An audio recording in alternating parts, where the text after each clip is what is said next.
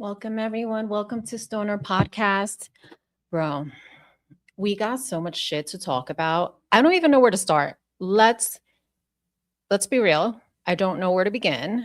But first of all, I saw a report by TMZ stating that Celeste death certificate was changed to state that it is unknown if Celeste was pregnant, right?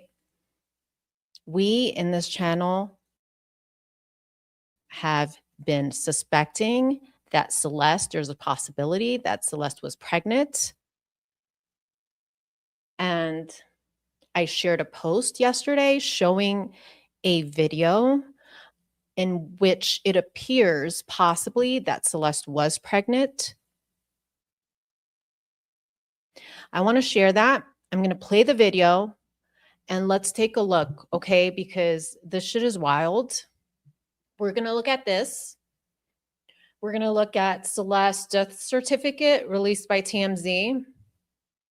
And then we're going to take a look at the evidence the prosecution has piled up against David, according to the brief that was released yesterday. Then we will take a look at an actual interview David made on April 25th. April 25th is 2 days after the prosecution is stating that Celeste was unalived. Okay, so let's get started. We have so much shit to go through. And this is the very first thing I want to show you guys. Here's a video on Reddit. This was posted a day ago. And it says here, saw this neon or N3 on. I don't know, d4vd, N3 on. They talk like in codes here, right?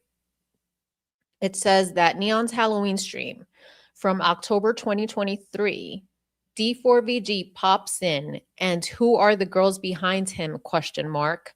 Especially the one wearing a mask, possibly Celeste or an underage girl.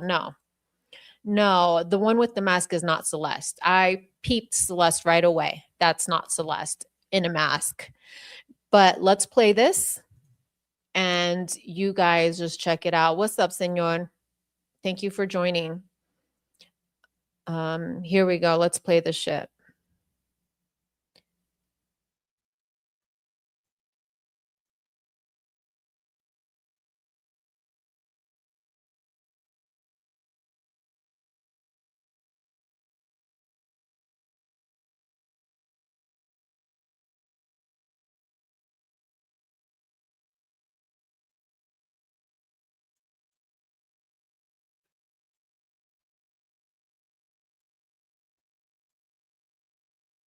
That's not Celeste. To me, that looks like Asia. Asia, I'm drinking Kona Big Wave. So good. I know it's not the weekend yet, but fuck, it's been a week. This is Asia. Asia was on Sakura's live stream. That's what it looks like to me, allegedly, in my opinion. But the girl here in white, that's Celeste, baby. Watch.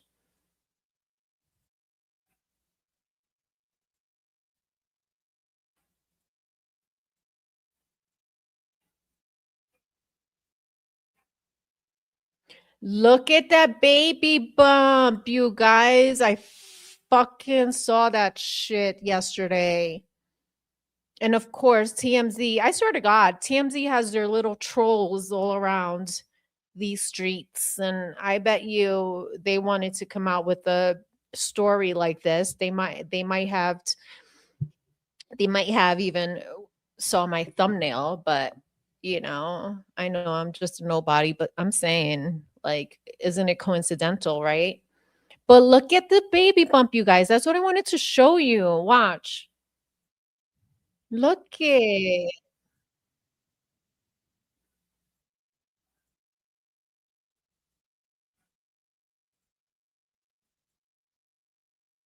That's Celeste, baby. That's Celeste. That is Celeste here, and I got the chills right away. She may have been pregnant, honestly. Yeah, I just wanted to share that with you guys because fuck, man. I don't know. I don't know. She could have been pregnant, you know, everything that is being said in this document, which I'm gonna read in a little bit. It's possible. I'm not going to read the whole thing like word for word. Everyone's doing that. You can go to any podcast out there and you'll just hear the same. Everyone's just reading it off. I want to just look at the details in this document mainly. All right. So now that I showed you that, you guys, we are going to move on to the next thing here. Okay. So I'm going to remove that, right? You see that. That's fucking Celeste and she looks pregnant, okay? Now let's go to the TMZ article that they just released about Celeste Death Certificate being changed. And as soon as I saw that, I'm like, are you fucking kidding me? Are you fucking kidding me right now? Okay, so let me share my screen. And I have that document too. I'm going to pull it up.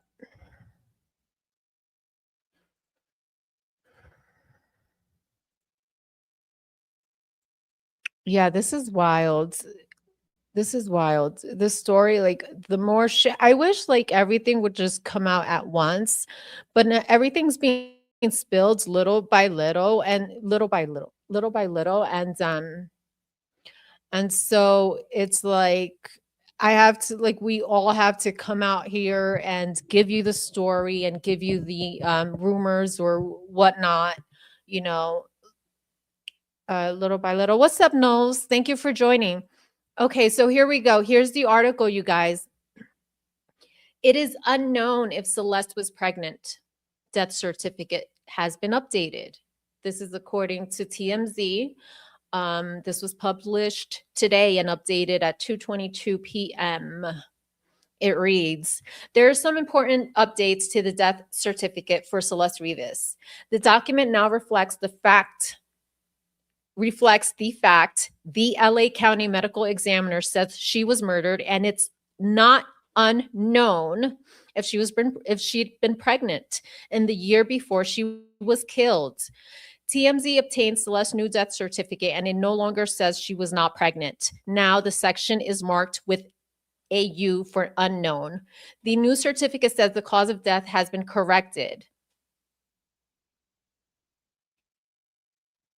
from deferred to multiple penetrating injuries, and the manner of death is updated from pending investigation to homicide.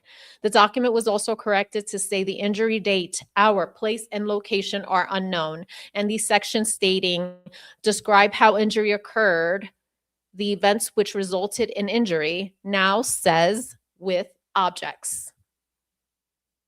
David is charged with the murdering Celeste, mutilating her body, and having sex with her before she turned 14 years old. He pled not guilty. Celeste's death certificate was first released back in September, a few weeks after her body was found, dismembered and decomposed. Yeah, thank you, TMZ. Now let's share that death certificate with you guys.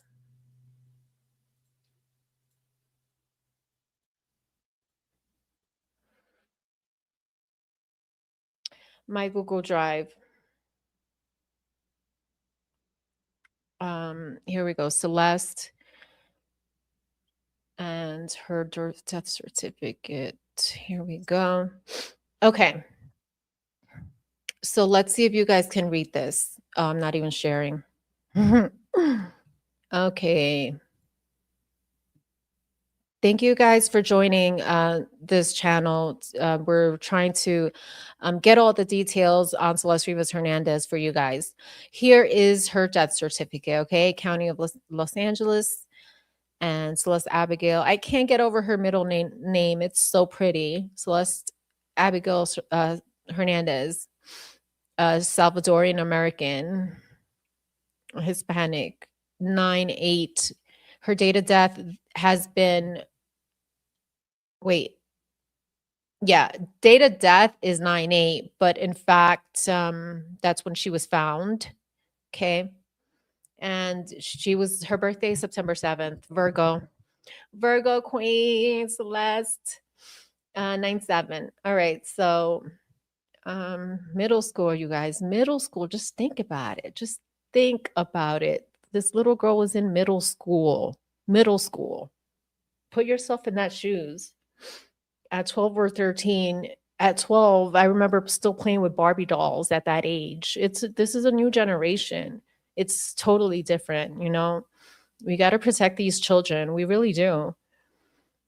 It starts in the homes. It starts with the families. It starts with the parents. They should have done their job as well and protected her, you know, and they have to live with that guilt for the rest of their lives now, you know. So as far as being, let's take a look here. As far as death, okay. So it was first deferred and then it was changed to multiple penetrating injuries. Yes. And then it changed from pending investigation to homicide. Yes, 100%. Now, where on here does it say if she was pregnant? Oh, unknown. But what line is that? Hold on, because that has to correspond to a box here, right? So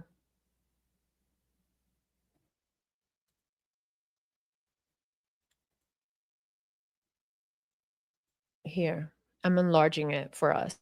Okay. So where exactly does it say? Oh, here.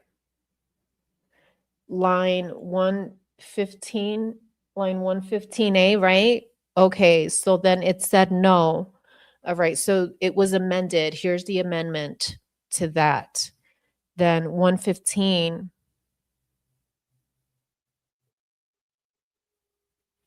Wait, what are they talking about? I don't see that. I don't see what they're seeing, but let's look. We have to make sure, right?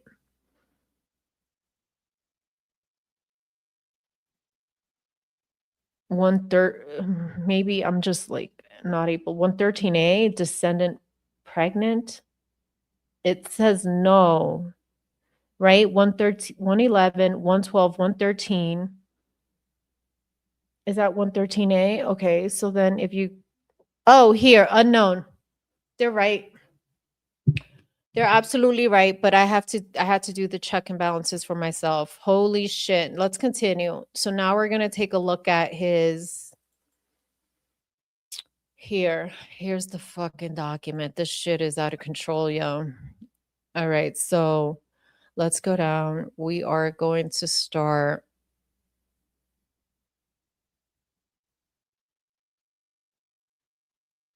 Okay. I'm skipping that. I'm skipping that. I'm going straight to the meats and potatoes of it. Okay. So we know she was found on the 8th. Okay, let's continue. And on the 16th, we identified her body, her remains, right? Now, I want to get to the part where it talks about what David and all he did, right? What is the evidence? What do you have here? This was disturbing, actually. Just let me skim through it real quick. This is disturbing. He paid, d4vd paid a junior high school student $1,000 to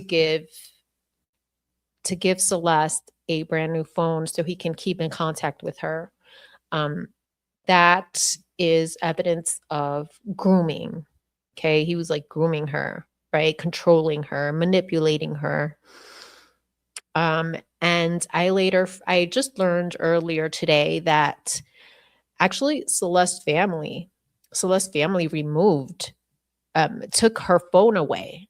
So this was not the consequence, but this was the result of them taking her phone away.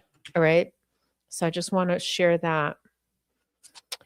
They have text exchanges here. I did a screenshot of this. yesterday, but here's where it states that there's text exchanges basically stating that she could have had an abortion or used Plan B, um, which I think now you can get those over the counter.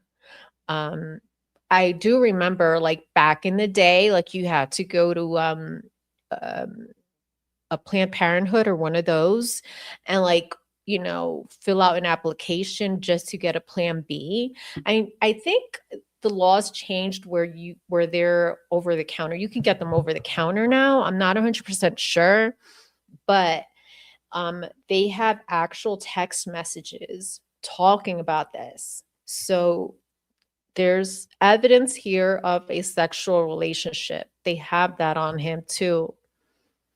Bruh, he's done. He's cooked. He's so fucking cooked.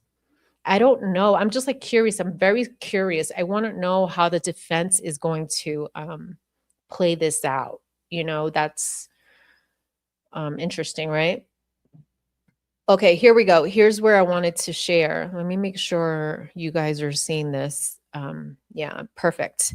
All right, it says that on April 23rd, right, we have to, like, everyone that's been researching this case, creating their own timelines and stuff. Every time a document is released like this or any new information, we have to, like, edit our timeline now, right? So now we know that on the 23rd of April, David is the likely date of the victim's death. Death is what prosecution is stating. That's when all of her cellular activity ceased.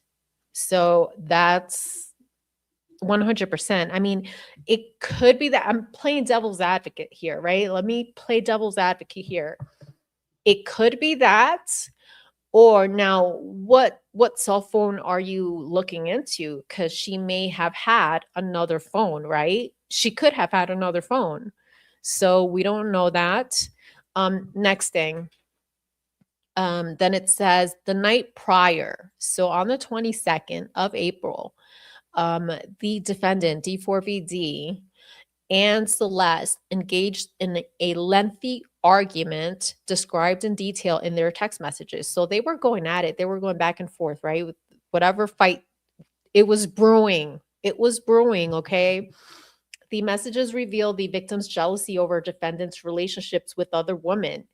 It's possible. I mean, like, you see him everywhere. Prior to April, you see him on a stream with Cat's Eye. You see him on streams with other creators, and in these parties also, we don't know we don't know if he was dating other women. So it's possible that Celeste, discovered messages, or she saw something, and that's when it all began. I think right here they were fighting over this, and d4vd led her to believe they had a future together. 100%. I mean, there's even photo evidence of this, because you see him whining and dining her. You see pictures of Celeste with a ring. You see his name tattooed on her ring finger. You see him buying her things. He bought her a purse. Like, come on, he basically groomed her. Why? So she is out here thinking, like, wow, I have a future with him. Like, this is a little girl. She's 14 years old. She's thinking that he's going to be it, for the rest of her life, right? So, yeah, that's damning evidence right here. Their text messages are so damning. She became extremely upset and threatened to disclose damaging information about her relationship with d4vd to end his career and destroy his life. Now, this right here, like, honestly, if it's something that will destroy your career, then maybe you should not be in the position you are, right? Maybe if, like, for example, not to get political, but the president, if they have shit on the president that could destroy his career, then maybe you shouldn't be the fucking president, right? So she had shit on him that could destroy his career. I imagine the gross shit she may have had on this guy. I mean, that's evident by the child porn they discovered in his phone, right? So the defendant's first studio album was due to release in April 25, 25. And you guys, I want to play that interview that he had with a channel. It's called Songwriters. The name of the channel, it's called here, Songwriter Universe magazine. So he had an interview with them April 25th. So we're going to fucking listen to that interview and we're going to hear his voice and see how he sounds. Like, it is just so crazy. It's wild to me that he's out there having interviews after you allegedly committed this heinous crime. So, yes, I want to hear that interview and hear how the fuck, like, are you fucking nuts right now, right? Like, innocent until proven guilty, but it is what it is. We have to uncover it all, right? Okay, so he had an emerging multi-million dollar career already in progress, right? So dollar signs, like, come on, you're 14 years old. You got this, you can't even blame the victim. You can't even blame Celeste, right? He also had multiple product endorsements, which were highly profitable, right? Next page.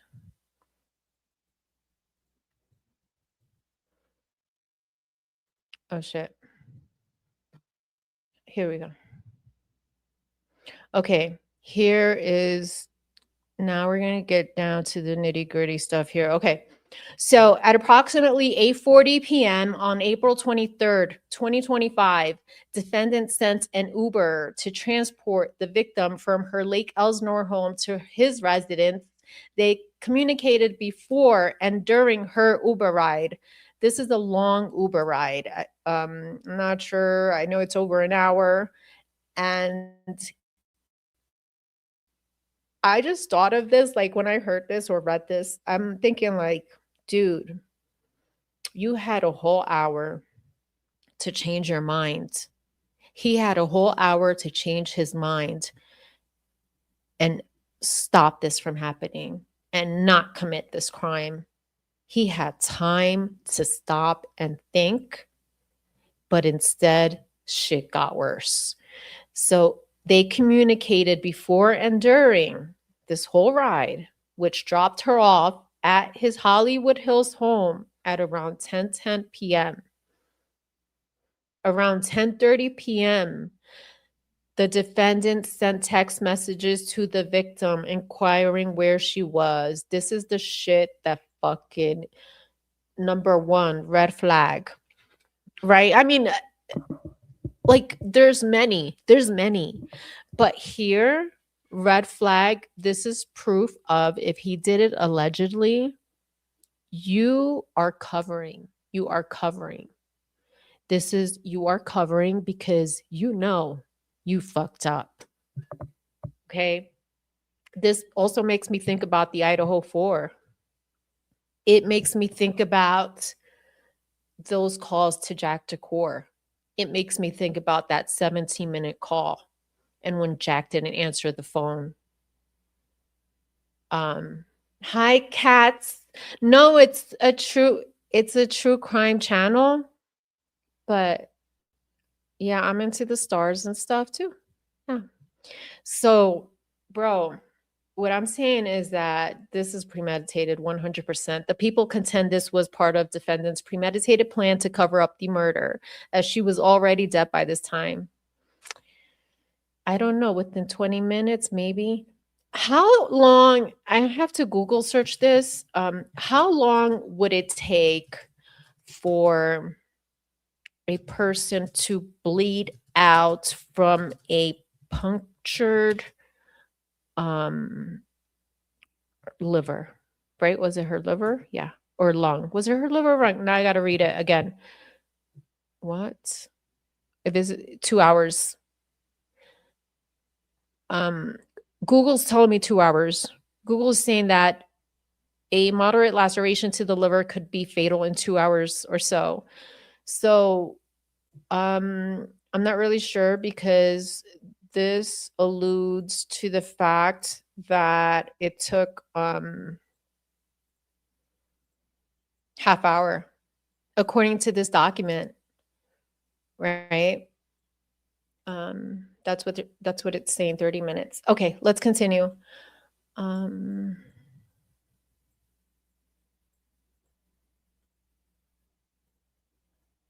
Yeah, 20 minutes. It's saying 20 minutes because look, she got there at 10. Hang on. Yeah, she got there at 10:10.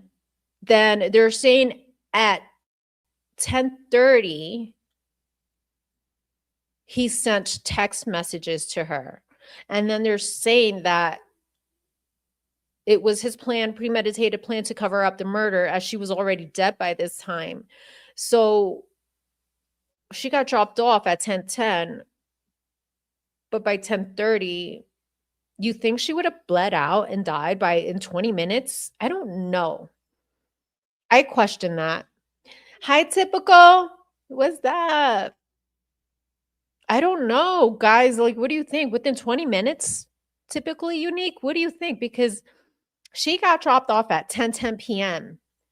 Then they're saying that at 10:30, he sent text messages to her, like to try and cover up, like asking where she was, like, where you at, boo? Yeah, sure, whatever.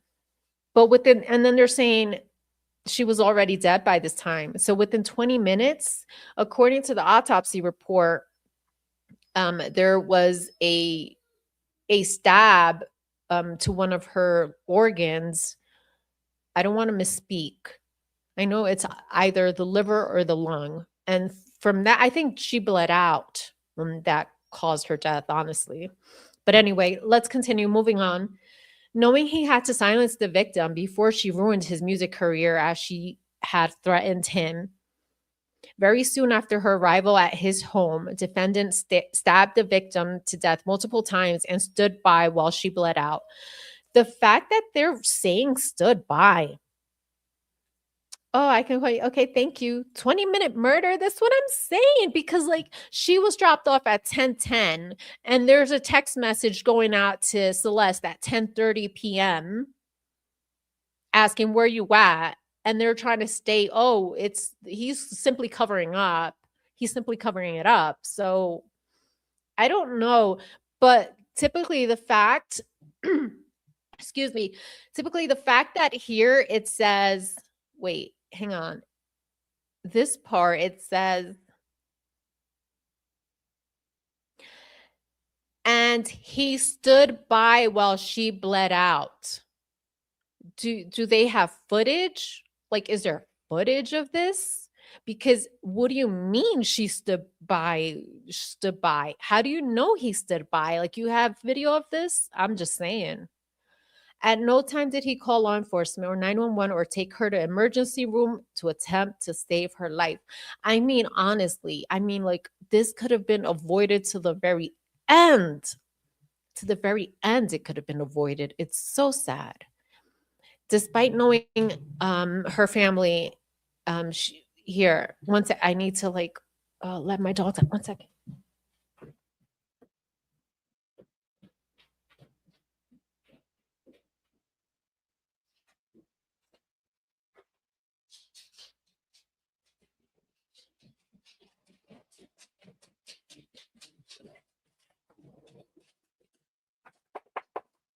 Okay, so sorry. Despite knowing she was dead and her family was trying to find her, the evidence will show that defendant lied. So that's another thing they have on him, bro. It's like he was aware that she was missing. They have so much shit on this guy. Oh my God. In fact, the defendant drove to Santa Barbara County immediately after the victim died, attempting to dispose of her property. No fucking way, you guys. No way. No way. They have evidence of this. Then they're saying that at 11:30 on the night of, on 11:30 p.m. on April 23rd, he drove away from his home as he texted and called her phone asking where she was. Okay, so he texted her at 10:30. So he has a text out to Celeste at 10:30 asking where you at. But this is all the while he had an Uber bringing her to his house, right? Then he's asking, where are you at 10:30? And then at 11:30, he calls her asking her where she was again, an hour later. And this is an hour later,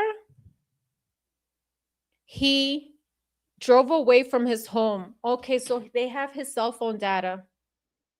They have his cell phone data because they already know where he was at this time. Man, if it's in the garage, maybe. Oh my God. Could you imagine her pregnant? If he had recorded this, that's crazy.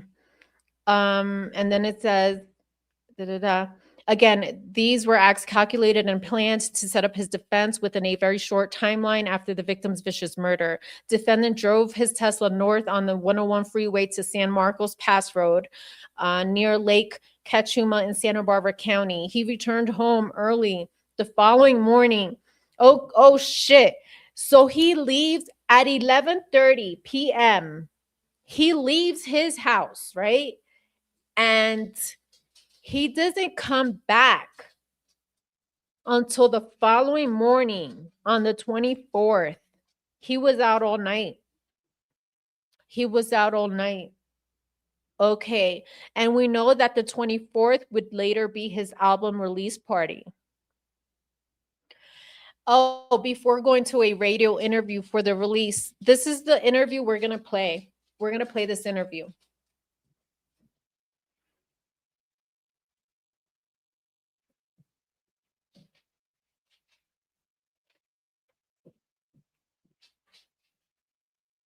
My bad, guys. Okay, yeah, so we're going to play this interview. This was on the 24th. I should correct some details. I have the interview listed on the 25th when in fact is the 24th. So I'm going to go ahead and correct that. So, okay, so we have this radio interview. I'm going to play that after we're done with this, because how creepy it is to think about you're after you committed this crime, everything's okay. Everything's okay. You're going to drop an album. Like, how fucking fortunate that is, right? You're so fortunate, aren't you? And then he sent 2 additional texts to the victim's phone that day on the 24th. The following day, he texted her, and it obviously went unanswered because she was already dead. Then on the 26th, he never after that day, he never tried contacting her again. And that's also that's a big red flag. That's huge. Fuck, that's huge. Do we have that on the Idaho 4 case? Do we have that on the Idaho 4 case where perhaps someone that knew what was going to happen stopped reaching out? I mean, I guess we don't know. We don't have any of the data. That's the problem here, right? That's the problem with the Idaho 4, because we don't have the data. We don't have it, right? Okay, let's continue. Let's see what else. Then I want to talk about the part where he ordered a shovel, which is coming up here. Oh, like all of this evidence, that's crazy. All right. So then it says the defendant subsequently purchased tools to carry out his plot to dismember and dispose of the victim's body. On April 24th, defendant ordered a shovel from Home Depot that was delivered to his home from Postmates. I don't know. Like, this makes me think like I'm getting like state. Is this staged? Like, was this staged or is he just stupid? Is he just like dumb? You get what I'm saying? Because like you have to be really dumb to do something like this, or perhaps you were framed. Like, were you in fact framed? Because it's actually better if you were framed than be dumb as hell to fucking do some shit like this. On May 1st, he ordered a subsequently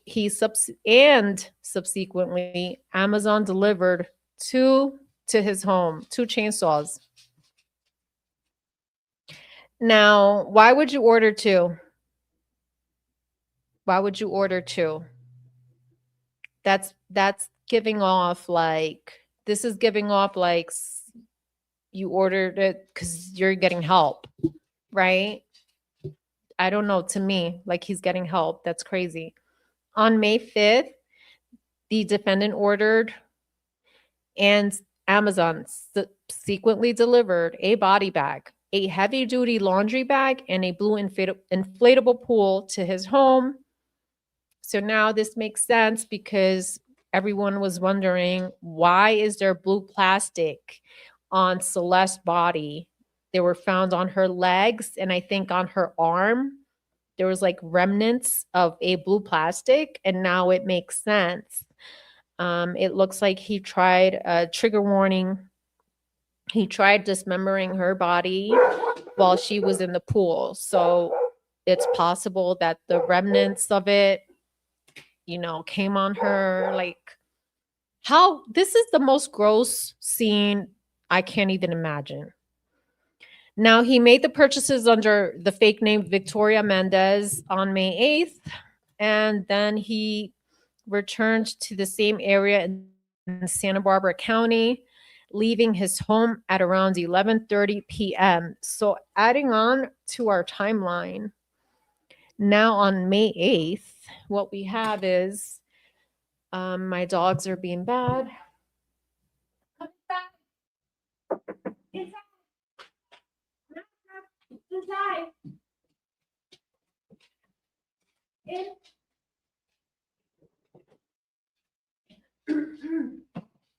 Okay, I am so sorry, you guys. Okay, so on May 8th, adding that to the timeline here, he returned to the same area in Santa Barbara County. Oh, fuck.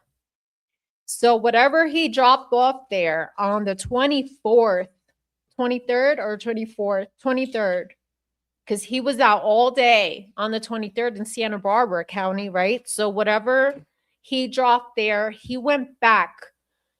He returned on the 8th, leaving his home at 11:30 p.m. Then he returned to the area again on May 31st. Boy. Oh, snap, you guys. This is an isolated site off of this highway where the victim's IDs were discovered in January. Holy fuck. All along, I'm like, fucking, all along, I'm like, fuck, you know, LAPD, do your goddamn job, you know, all over YouTube and whatever on a podcast. I'm like, LAPD, do your fucking goddamn job. And all the while, they were collecting evidence. They were collecting evidence against David, you guys. Additionally, on July 7th, the defendant ordered, now this was later on, July 7th. Okay, now on this day, he ordered a burn cage, okay, which wasn't used. for all intents and purposes, the burn cage wasn't used. What was he thinking? What was he thinking from May to July? Because, you know, like, how to get rid of her body. This whole, he's like, fuck, can you imagine the smell? And also the smell, like, he had to get rid of her. You know what I mean? So, I mean, oh my God. Like, I don't understand if you're in the desert somewhere with a burn cage, you're in the desert, you're somewhere in fucking Montana or Idaho. This motherfucker bought a burn cage to LA, a city, a fucking city, thinking if he was just gonna fucking burn her body. No, baby, no. Oh man, that's so sick.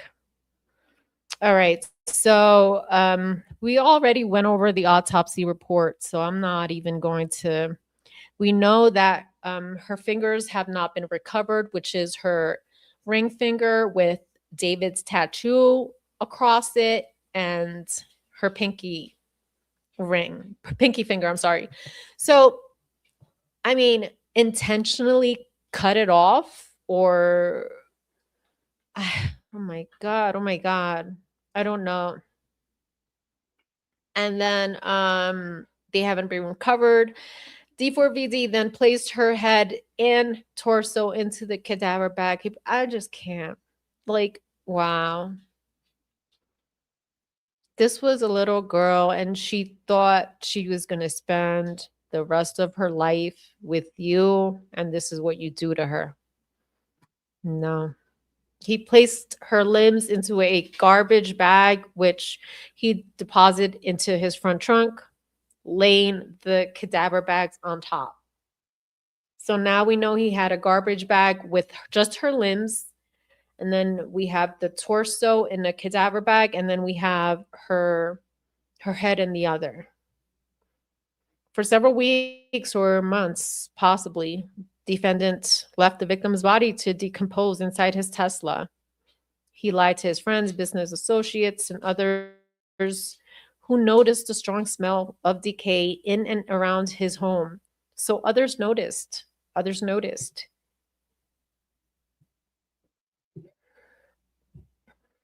Excuse me. So before leaving on his concert tour at the end of July, he parked his Tesla on the street around the corner from his home. Then we have the search warrant. We saw that happening. And then here the DNA stuff. They said here that on September 16th, 2025, inside the garage, detectives discovered evidence consistent with the dismemberment of the victim's body in the inflatable pool, which is why I mentioned that, which contained multiple linear cuts, which is how that ended up on her body, right? And it tested positive for blood. Fuck. DNA analysis determines that various samples matched the victim's unique genetic profile. Now, I'm interested to see if there's somehow any DNA of his obviously mixed with Celeste DNA, right? So I'm curious about that. Then we have all of this. Oh God, the evidence. Let me take some water. All right, so here's what the prosecution, actually, you know what I'm going to do? I'm going to play, let's go back to the evidence, okay? I'm going to play that video that I found. Give me 1 second.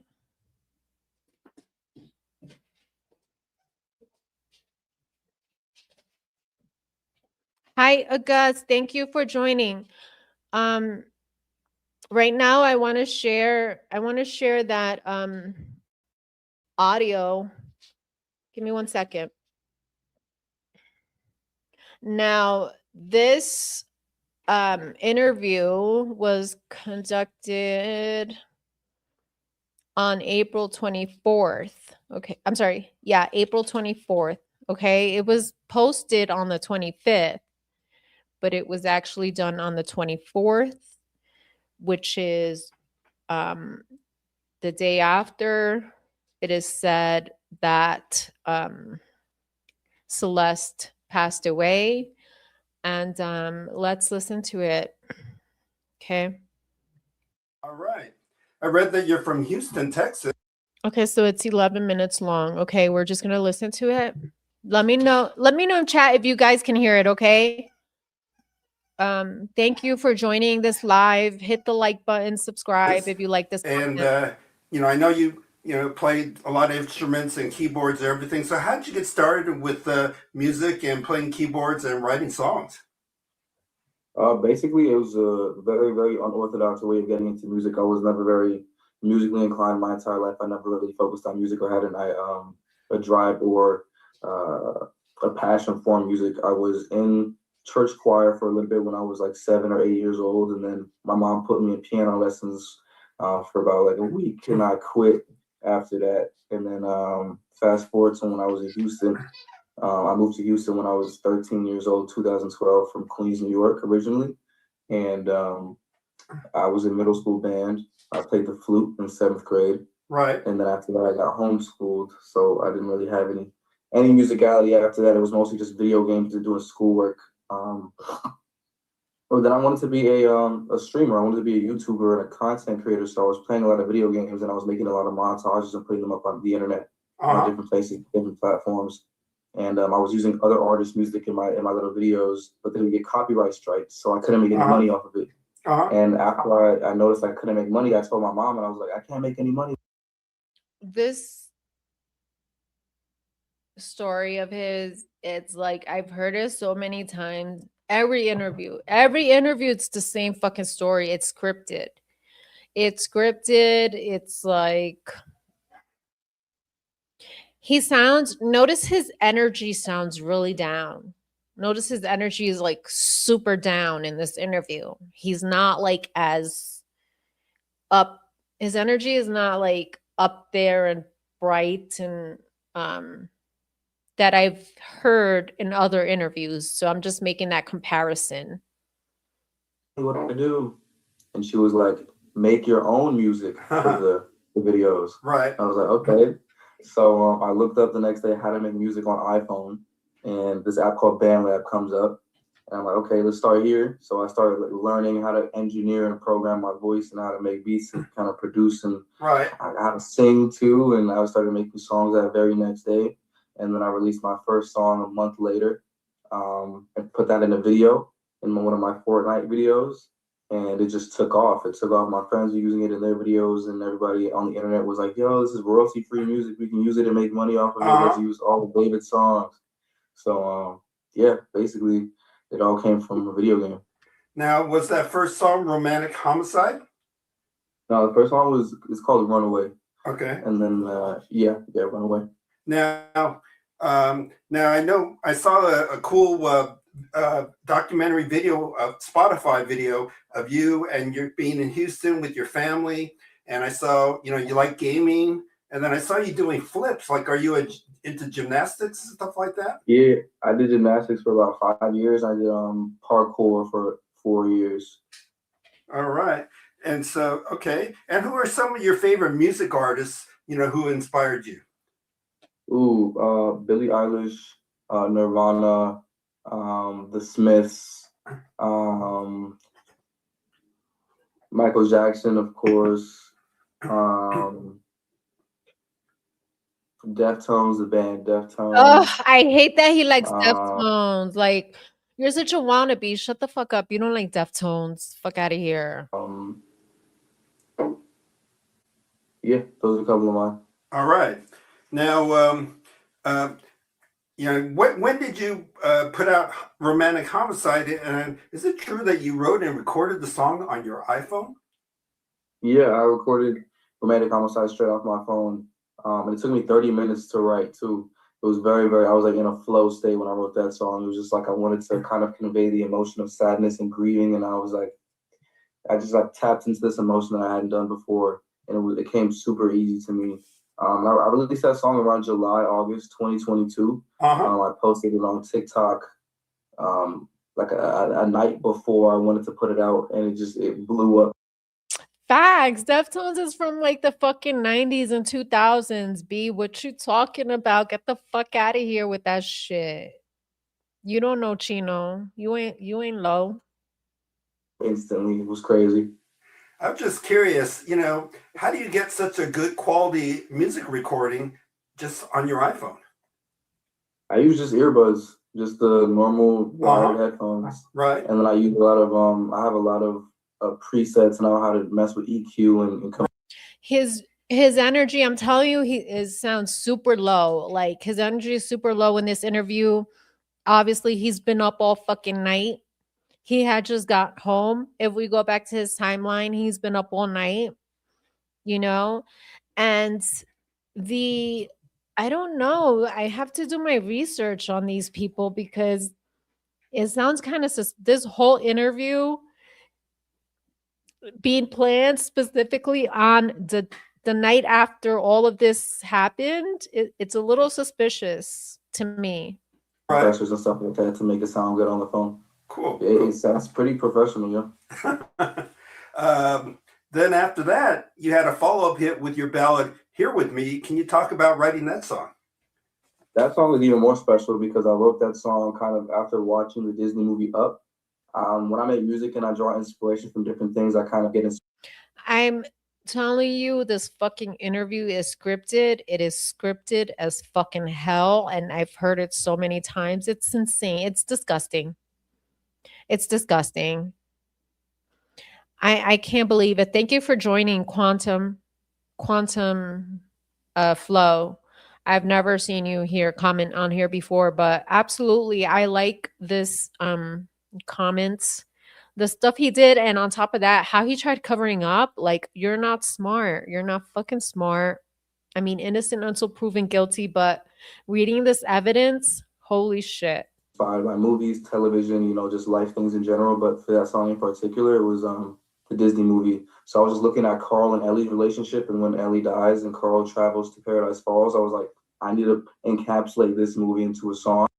And when Ellie dies, listen to him. It just sounds so sick because this is when it said the day after Celeste was unalived. So the fact he's talking about this movie Up and when Elsie dies, it's just sick. I instantly just got into the closet and I was working on that song and just thinking about that entire movie in the process. So, all right. Now, David, what is your general songwriting process? Do you usually start with the track or beat, or do you come up with the poetry and lyrics and the melody first? Or how do you like to write songs? It's definitely with the track and the beat first because I'm one of those artists that like to let the instrumentals speak to me. Like I like to let the pianos talk. Right. The guitars talk before I say anything because the instruments have so much more to say than we do sometimes. And when the production is lacking, then the lyrics are lacking. So I like to make sure I get everything in order with the actual structure of the song, how it sounds before I sing on it. And then afterwards, I kind of get the melodies out of freestyle and let everything kind of conjure up lyrically. Cool. Now you've signed with Dark Room and Interscope Records. So how did you connect with them and decide to sign with them? It was a crazy hectic process actually. When I released Romantic Homicide and Here With Me, I was getting emails from a bunch of different labels and I was like talking to my parents about it at the time. I was like 17, 16. Right. And they all thought it was all scams. They were like, yo, you can't do that. This is a scam. Don't go to LA. Da, da, da, da. I was like, wait, let's take some Zoom meetings. So we hopped on a Zoom call and then met the team, fell in love with the team, and then the rest is history. All right. Now, before your album, which we're going to talk about in a minute, you released 2 EPs, Petals to Thorns and The Lost Petals. So can you talk about those 2 EPs? Yeah, those 2 EPs are kind of like the staples of my beginning in my career, basically kind of showcasing what kind of music I make, what kind of artistic vision I have, what the visuals are looking like, what the aesthetic is, what the sonic identity is, and kind of just like introducing myself to the world in a way. Right. So those 2 projects are kind of like the 2 foundations of what this album is going to be, and it kind of gives you like an insight to the bedroom pop side. I got some post-punk songs, I got some rock songs, I got some pop songs. So it's just like those 2 introductory projects that I have right now to my sound. Cool. Now, in April, you're going to be releasing your first full album, Withering. And so can you talk about the making of this album? The making of this album was kind of crazy too. I mean, I used to do a lot of different projects with different producers, and I went through maybe 5 or 6 different versions of this album. But the most recent version, the one that I'm very happy with, the one that we're going to put out, I made in a total of 4 weeks. So I went to London for 2 weeks with 3 of my friends, and we just made a song every day for 2 weeks in London. I love London because of like the glue. He took her to London. He took her to London. Okay. Now, here's what he's saying. He said this album Withered, which by the way, Withered was released. Okay. So again, timeline. The night Celeste went to his house was April 23rd. He had an album release party on the 24th. This interview is on the 24th. Album release party that night, this night, right? Then fast forward to the 25th, right? 25th was when his album dropped, okay? Withered. And here he talks about how he made the project, right? And he said here that it took him a total of 4 weeks, right? So now we're talking, he started making this sometime in what? March, right? He went to London with 3 of his friends. We know Celeste was one of them. Who were the other 2? If you can guess. And we made a song every day for 2 weeks. And we made a song. I wonder if he used Celeste for his songs. I wonder if he used her voice. I know that she's in one of his songs just talking, but you know, I wonder if he sang for her. Yeah, let's continue. Wow, okay, let's hear. Gloomy aesthetic and the gloomy just like vibe and environment that London has. Like there's barely any sun there, and I love that because the music I make is really sad. And then so 2 weeks I made a song every day, came out with half the album, and then I went back to Houston for another 2 weeks, and I made the rest of the project on my phone just off of beats that people sent me and with some things that I make. And yeah, I just spent 2 weeks in a different area trying to get myself in a different mindset. And then I came back to Houston, put myself in the same mindset again, and made everything by myself. So I wanted to see what I looked like, or how I worked with different people and how I worked with myself, you know? Cool. Now, interesting. You've already released 2 singles or 2 songs from your upcoming album, One More Dance and Where to Go Wrong. So can you talk about those songs? Yeah, Where to Go Wrong is kind of like that perfect kind of segue into the new era. It's kind of like my fans know that sound for me the most, and that's the sound that I kind of emerged with on BandLab. It's like that classic David indie rock kind of bedroom pop sound, and I want to take that, bring that back after being away from it for so long. I did a couple of songs last year for different TV shows and things like that have a different kind of sonic or sound, and I wanted to kind of bring that old sound, that old fresh David sound back with Where Did It Go Wrong. And then with One More Dance, it's kind of like that perfect transition into something much more evolved and much more mature, and a sound that I haven't explored yet really, which is kind of like that super structured out, very intentional song, which is what the contrast of those 2 songs are. Cool. I've been listening to your new album, and I like the songs. Well, I like a bunch of the songs, but 2 that I really like are Atomic Land and Somewhere in the Middle. So I don't know if it's the interviewer, but I'm telling you, he doesn't sound right. He sounds very down, super down. So can you talk a little about writing those 2 songs? Yeah, Atomic Land is one of the ones we made in London. I love that song so much. It was kind of like the craziest kind of process to make that song. We have it all documented on video too. We're just literally messing around with a bunch of different instruments in the studio. And my friend Scott was playing this this melody on an organ, and I kind of just started riffing over the organ. And I wanted it to feel like it was a song from a. It sounds like he's reading off paper. I'm going to be honest with you guys. I'm going to be fucking for real. It sounds like he's reading off paper. Like They were like, here, these are the questions this guy's gonna ask you, and here's the answers, and just all you have to do is read off this paper. Theme park, like the melodies you hear is very like carnival, like Uh-huh. Ferris wheels, carousels, all that kind of stuff. So kind of wanted that song to feel like it was in a theme park in a way. And then somewhere in the middle was a song that I made for my love for the Cranberries. There's this band called the Cranberries Yeah, that has yeah. a very Yeah. big sound, and I love them and take inspiration from them so much. So I wanted to I'm gonna need him to stop liking all the artists I like. kind of like bring that into my world too. And somewhere in the middle is encapsulating that and embodying the spirit of the Cranberries. Cool. Now, besides we talked about 4 of your songs on your new album. What are your other favorite songs on your upcoming album? Ooh, my other favorite songs would probably be "Friend Again." I love "Friend Again" so much because of like the kind of garage band chorus it has, mixed with kind of the slower, somber R&B like Uh-huh. verses. And what else do I love Afterlife. Afterlife was one of my favorite songs of all time. That song is like one of my best writing pieces ever. So poetic.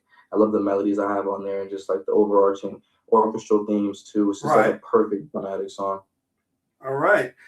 David, I want to ask you about your live show and touring. Can you talk about your live shows and your band? And I also read that you've toured with SZA already. So what's your live show like? My live show is kind of a mixture of a rock show, a pop show, a little bit of like some somber indie rock. It's kind of like it makes you realize how many ranges in music and how eclectic and how much music I really have. It kind of gives a moment for each side of my kind of artist history to shine. Especially when I was on the SZA tour, you see a lot of people listening to like my lesser known songs, and then when I Right. get to the big songs, you're like, oh my god, that's the guy that's saying that. That's the guy Yeah. that's saying that. So it's kind of like my live show is a mixture of a vibe that anybody can kind of rock with and resonate with at the same time. And yeah, touring with SZA was amazing. I'm so honored and blessed to have her. She co-signed me very early on and was a fan of her music for a minute. So it was super awesome to kind of just to get on the road with her too. Right. All right. I read. Yes, yes. Okay, thank you for that. I will link that in the description box. Dude, yes, damn, saying Afterlife is his favorite is crazy. It's fucking sick because that's the show he did in Houston where he's fucking dying and breaking down on stage. I think that song is for Celeste. Well, he made so many songs for her, Celeste. That's literally the thing here. There's a song titled "Oh Celeste." Is he sick or is he not sick? Like, what the fuck is happening here? You guys. Okay, we're gonna get to the evidence. Hang on. And SZA too. I know that's so fucking wild. Okay, so let's get to the evidence. 1 second.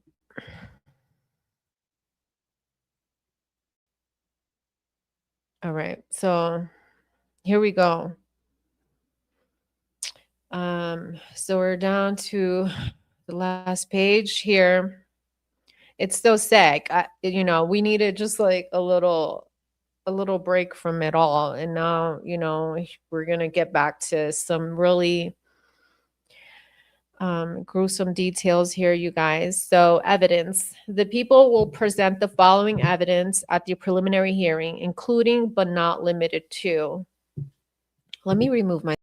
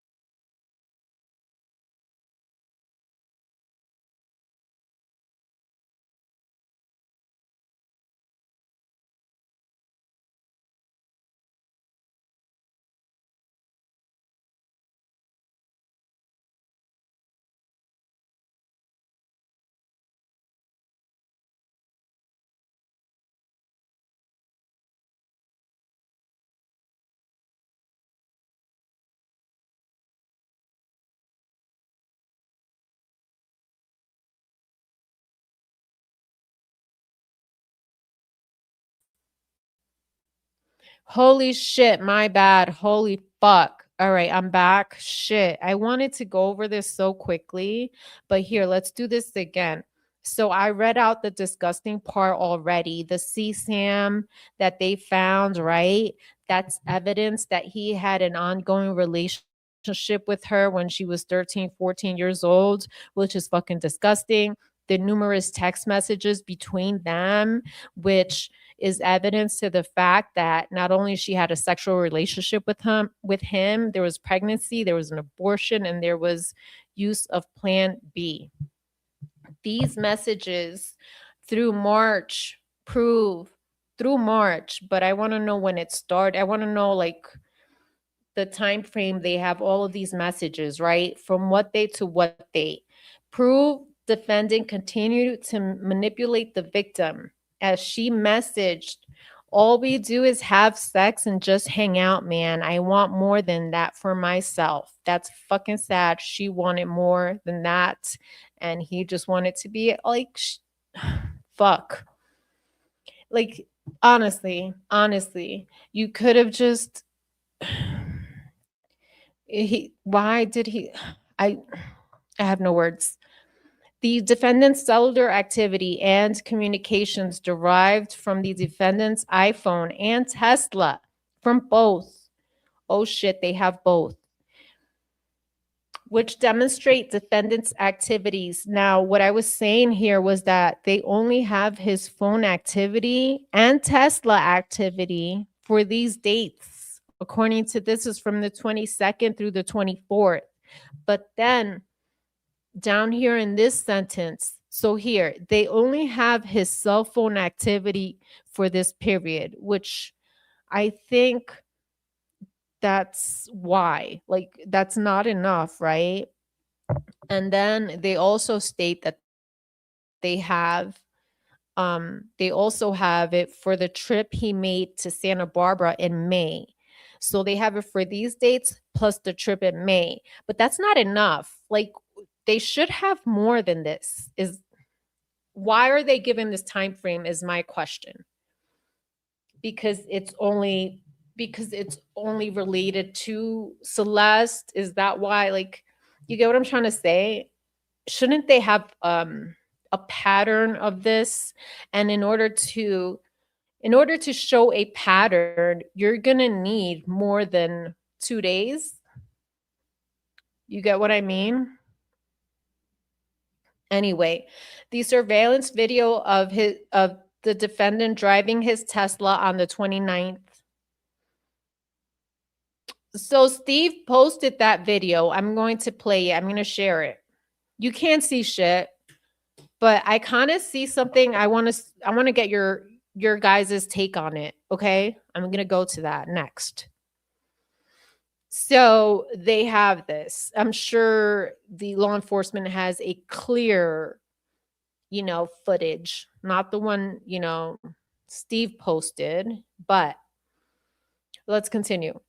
The DNA evidence developed from the bloodstains collected from the garage, which match the victim. So that's where you can tie that. This is where Celeste died. This is where the crime occurred, right? They also have the receipts, baby. They have the Amazon purchases, the freaking shovel Postmates delivery. They have the chainsaws, the body bags. They have fucking receipts, you guys. Yeah, here it is. Delivery to Postmates, April 24th. Yeah, possibly before or after that interview we just played on the 24th is where his package arrived. Crazy, huh? Crazy to think about it like that, but Uber records shows the defendant's transactions where he ordered an Uber to pick up Celeste at her home and transport her on that day, on the 23rd. So meanwhile, he's like, you're texting Celeste, where you at? Calling Celeste, where you at? Motherfucker, you ordered the Uber. What are you talking about here? You order the fucking Uber. What you mean where I'm at? this motherfucker. Proof of defendant's lucrative career as a singer and songwriter prior to the 23rd. They have proof of his lucrative career, right? Then he had that album release party on the 24th, right? Like all these events happening, which might have been a trigger. Like let's start right there. The pregnancy was real. I believe it. I believe she may have been pregnant. Did you, Quantum, were you here at the beginning of the show where I played that video clip? Because she fucking legit looks pregnant, okay? What I was trying to say is that, you know what? That could have been a trigger. This whole event happening and Celeste, like thinking about her state of mind, right? Like let's think about her state of mind where she's like, okay, like I'm gonna get married. Like she had a ring. She had his name tattooed, you know, she was possibly pregnant. You know, she texted him, I want more for myself. Like, you know, I want a future. Like, it sounds like she actually thought she would have a future with him. Poor Celeste, right? And I lost my train of thought. I'm not even fucking high. Yeah, oh, here. I remember where I was going with this. His album release party. That possibly was, yeah, she threatened to expose him 100%. But what I'm trying to say, that might have triggered, like, it could have been something like she was triggered, like, wow, he really is fucking done with me. He's not inviting me to this release party. He's not making me a part of his, you know, I'm not going on tour with him. Because remember, he goes on tour in July. So all of this could have been brewing. Like she's pissed, you know, I can't go on tour with him. You know, shit like that. You're 14 years old, you're young. Like she's not even thinking of her school, her studies. She's not thinking of like, oh fuck, I gotta go to school and graduate. Like she really thought she was gonna live this lifestyle. You know what I mean? And he may have shown her that. He may have alluded to that, or, you know, shown her a piece of like, okay, yeah, you're gonna be my girl, this and that, or showed her, you know, it's part of the grooming shit, you know, it's all part of the grooming. And this night with the album release party, what I'm trying to say is that fuck, that's when she might have realized, you know what, he's fucking done with me. Yes, like you said, I'm gonna expose this motherfucker. I'm gonna fucking expose the shit out of him. Oh, you're done with me? Oh, so you're done with me. You're done with me after you said all the shit and promised me the world. You're done with me and think you can go out and make a name for yourself after all the fucking shit you did? No, baby. And I think that fucking triggered the whole fucking shit. And he said, you know what? I gotta handle this. And he got her an Uber to his house, and it's not speculation. This part is not speculation.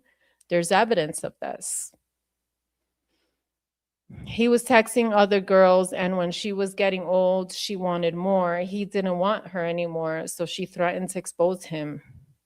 Then on the 23rd, he faked wanting to make up with her. That's wild. That's why I believe that. I mean, I believe that too. I believe that happened. Oh man, I don't know how the defense is gonna fucking come back with this, how they're gonna answer. I'm interested to see, and we're gonna cover that trial too. So yeah, so basically she threatened to, you know, ruin his lucrative career.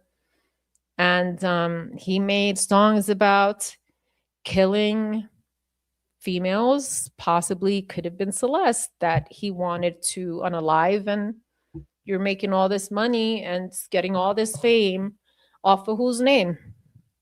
Off of whose name, right? text messages between the defendant and the victim on the 22nd and 23rd, where the victim threatened to expose his and destroy his career. They have that. They have all of that, and that's it for that. This has been postponed. The preliminary hearing where they hear out all the evidence and they bring it before the judge has been postponed to the 26th. So we're going to follow that story. But before we go there, let me just go to Twitter. I want to share. Steve's reaction to I want to share Steve's reaction and also his video clip that he has.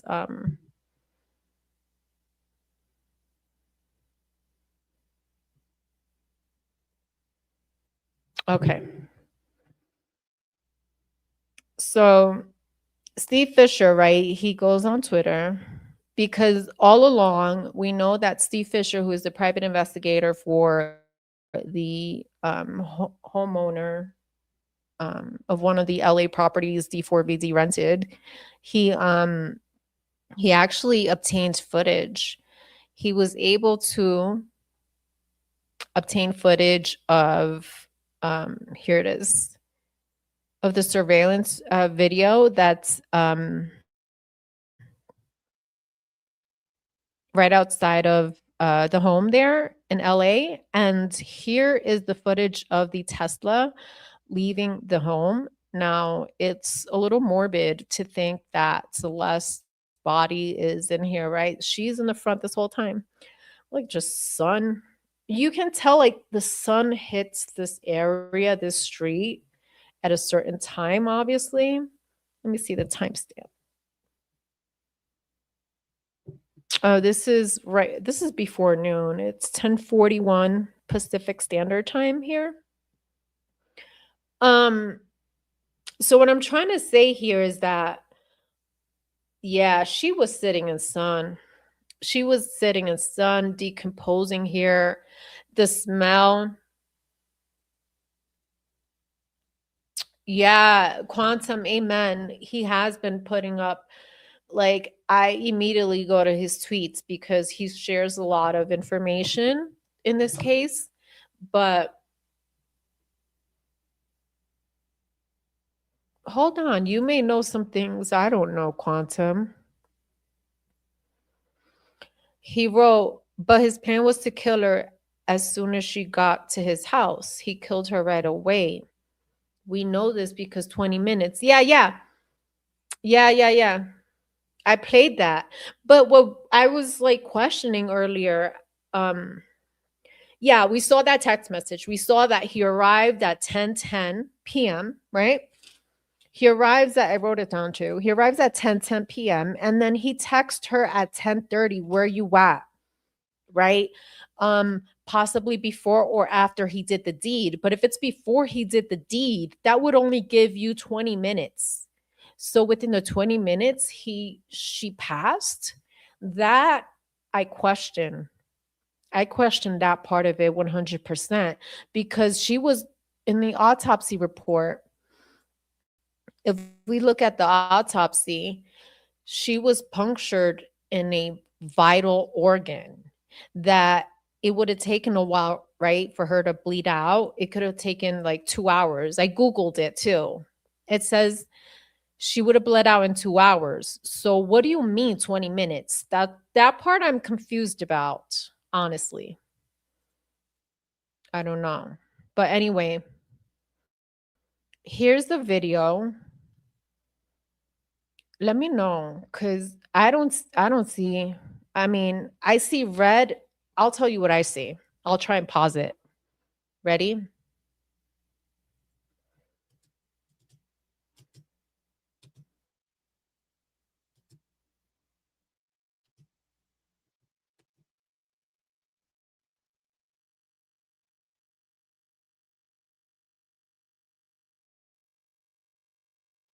Now, if I do a screenshot, Command Control 4.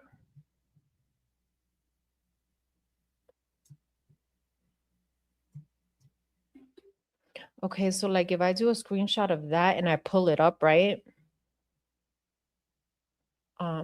Just to try and zoom in.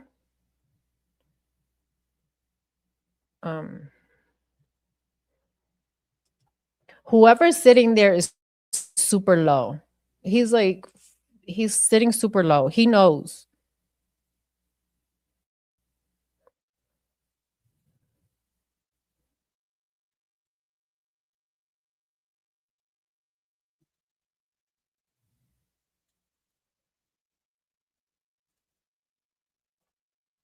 I think I'm frozen.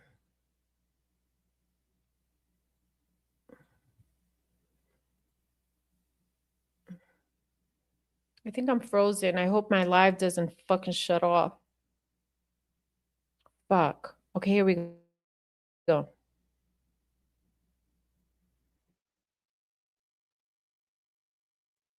So Steve is adamant that it's Neo because he sees red. Steve sees red and like the jersey that Neo is wearing the night before.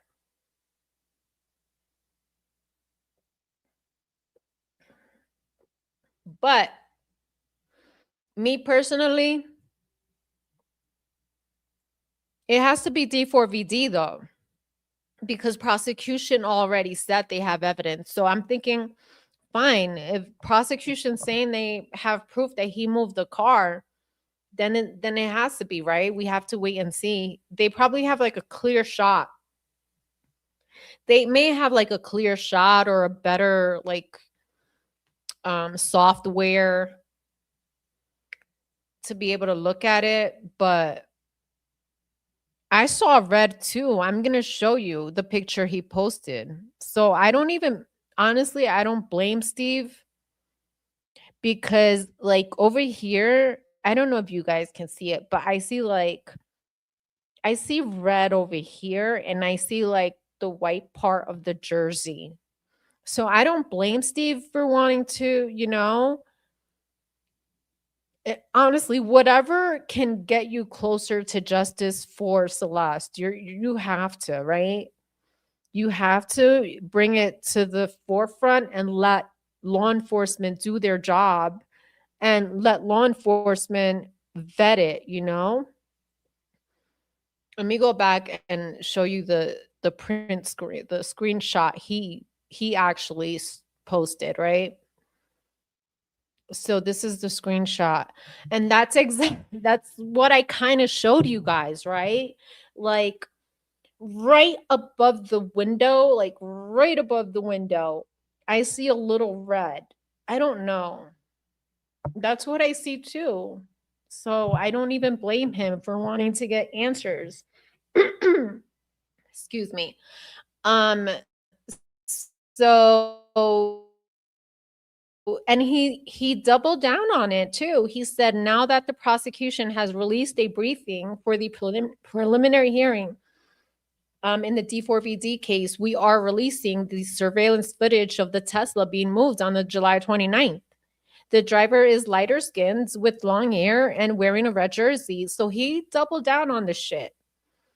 So it is what it is. Like, however, I might add that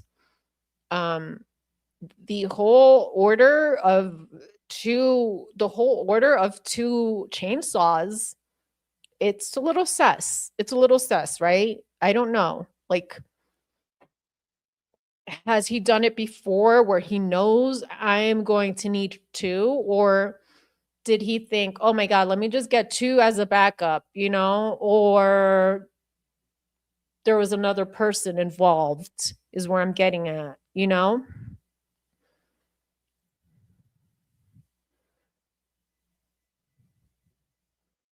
Or his friend left his jacket at his and d4vd thought to wear it to set his friend up in the massive burn cage.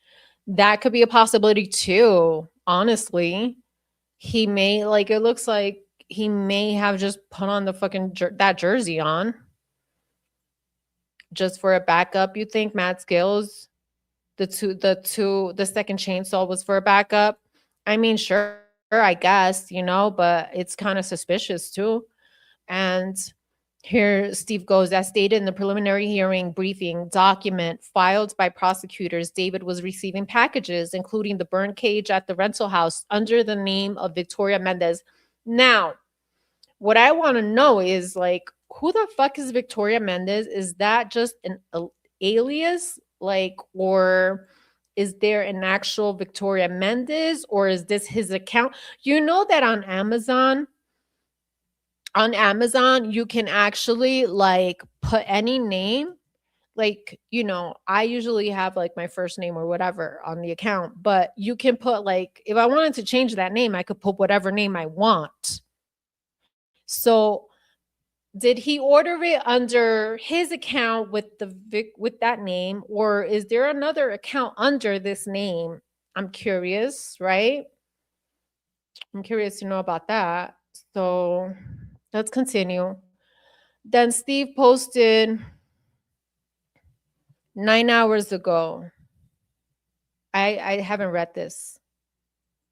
And he went on Jesse Weber in about 20 minutes.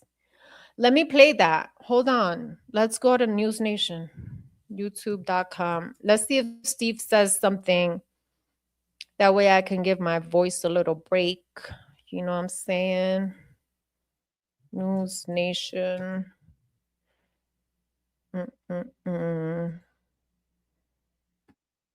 So he was on with Jesse Weber, huh?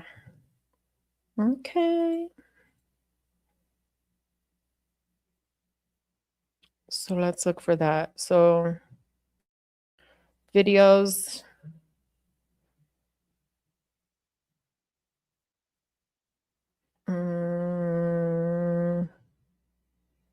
I don't see it.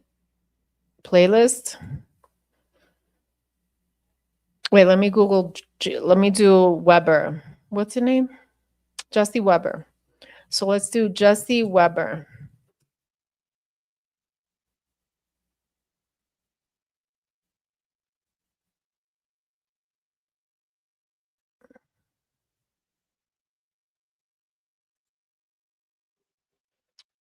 They're like, I'm so confused right now. Like, Law and Crime Network or you in News Nation? Like, where are you, dude? Like, pick a news station. What's today's date? The 30th. I don't see it. Jesse Weber and Steve Fisher. 6 days ago, 5 days ago, 2 months ago, 3 months ago, 6 months ago. I don't see today's News Nation with Jesse Weber. D4vd Jesse Weber. Doing all the fucking searches up in here. 6 days, 5. No, I don't see it. So I don't know what he's talking about. Let's continue with this though. Twitter. All right, so he goes on to say here. He says a couple months ago, let me enlarge this for you guys. There. A couple months ago, we disclosed that D4vd was under investigation by the Riverside County Sheriff's Department and that contact has been made with him by the West Hollywood Sheriff's Department. That was confirmed yesterday and will effectively eliminate any defense that he did not know Celeste stage. I remember this. I reported on that too. I do remember that. He was under investigation, you guys. He was already under investigation. That's why, that's why Celeste was one of the counts, one of the charges is murdering a witness to an investigation because of this. So, as we stated, detectives made David Anthony Burke aware of Celeste Rivas Hernandez's age. Again, they told him, even if he said, "Oh shit, I didn't know her age, da da da." I don't know, I'm guessing. Even if he said that, They were told, and they have evidence. They have evidence that he was told. They have evidence that he was told her age, even though he already knew. What is also very troubling is that Celeste was at home in Lake Elsinore on April 23rd. Yes, she was. Why'd you have to fuck with her? Why'd you have to fuck with her? She was home. When David sent an Uber to bring her to the Hollywood Hills, she had been reported missing a full year earlier. So that would have been April 2024. And it was never reported that she was no longer a missing person. So she was reported and she was back home, but they never let them aware, like, hey, she's back home. They never told them. She was not attending school. April 23rd, 2025 was a Wednesday, a school night. She should never had been traveling 80 miles, sorry. So it's over an hour. So 80 miles is what? An hour and a half or so in an Uber to meet David. Yep, I remember seeing this. Absolutely. We covered that. Thank you, Steve.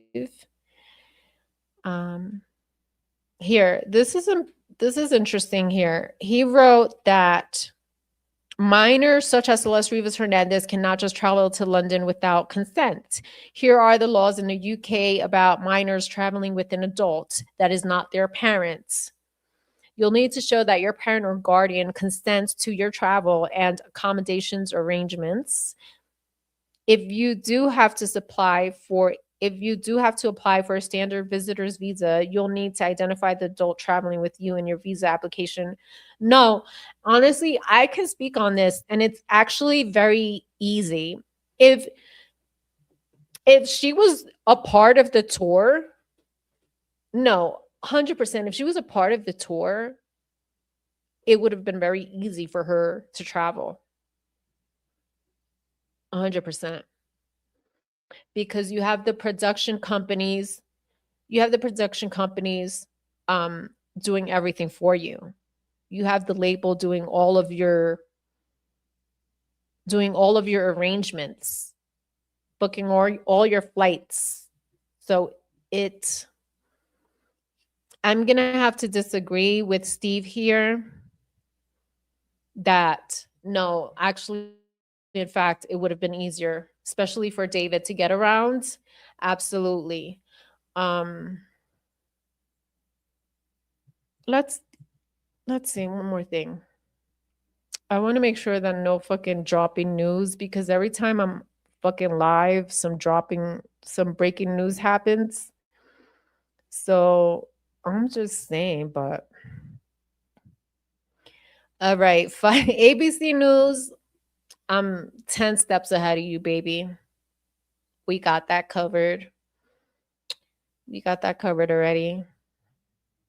Oh, this one's pretty sad. New photo of Celeste Rivas Hernandez's family. Lawyer says they are shocked by the new allegations. Oh, baby. Oh. She looks like she was like such a little smarty pants. Like she looks like, oh my God, I'm so sorry. Rest in peace, and my condolences to the family of Celeste Rivas Hernandez. I can't imagine the media wants to put them through the ringer too, you know. It's awful. It's awful. Y'all, I wonder what the heck was going on in her family. Why would make her? We don't know. We can't put ourselves in her shoes, and you know, we cannot. You can try, but no. Everyone has their own special individual experiences in this earth, in this life. We all have our own experiences. Not one case is the same. It's not. So we can speculate as to what was happening. Who knows? Many things could have been happening. But one thing's for sure, she's a victim, and I believe her families are also victims in this, you know, and they're going to have to live with that guilt for the rest of their lives. They will have to live with that guilt because they could have done more to prevent this from happening. So absolutely, they're going to get blamed, and well deserved, right? Well deserved. Amy was cooking, mama. Let me make sure I covered everything I want to go over with you guys today. Oh, actually, I got something. I want to hear what Nancy has to say about this because this shit. Ready? Oh, she's not going live till 6. My bad. But did she go over? Did Nancy already go over? Oh, no, she did. She did. We're going to play that.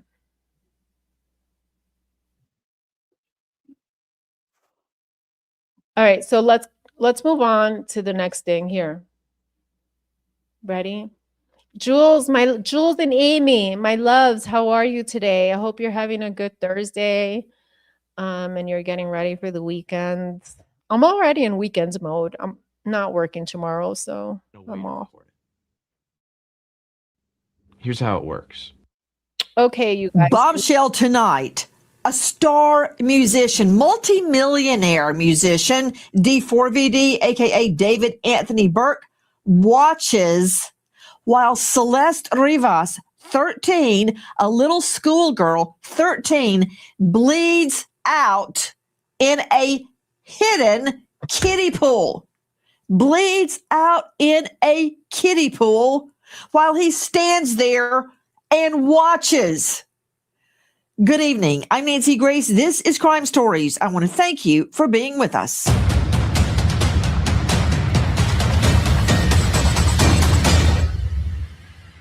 This little girl partially skeletonized, her left eye gone. We don't know why they wanted to keep it secret for so long. When I read this, I felt nauseous. I got hot all over because I think of Celeste as that little girl. Repeat. I have just reviewed the People's Brief regarding preliminary evidence in State versus David Anthony Burke. And I've got to tell you, I prosecuted a lot of homicides. I've handled cases where bodies were rendered, all sorts of cases. This is beyond practically anything I've ever seen. Joining me, an all-star panel to make sense of what we are learning, straight out to Joseph Scott Morgan. He is a professor of forensics, Jacksonville State University. He's the author of Blood Beneath My Feet on Amazon. He's the star of a hit podcast series, Body Bags with Joe Scott Morgan. But most important, he is a death investigator with over 10,000 death scenes under his belt. Did you read this? That's a yes, no. Yes, no. Did you read it? Yes. I sure did. Okay, I really don't know where to start, but can we start with d4vd, David Anthony Burke, stands by and watches Celeste bleed out in a blue kiddie pool. Remember the other night I was talking to you and I said, you know, what we are learning is that there are tiny fragments, microscopic fragments of blue plastic in her body, in the cuts on her body. And we were talking about, where did that come from? What could it be? Right. Now we know that SOB placed this girl to bleed out in a kiddie pool. It's more than I can take in. Yeah, I'm glad that you're using the term bleed out because let me explain something to you real quick.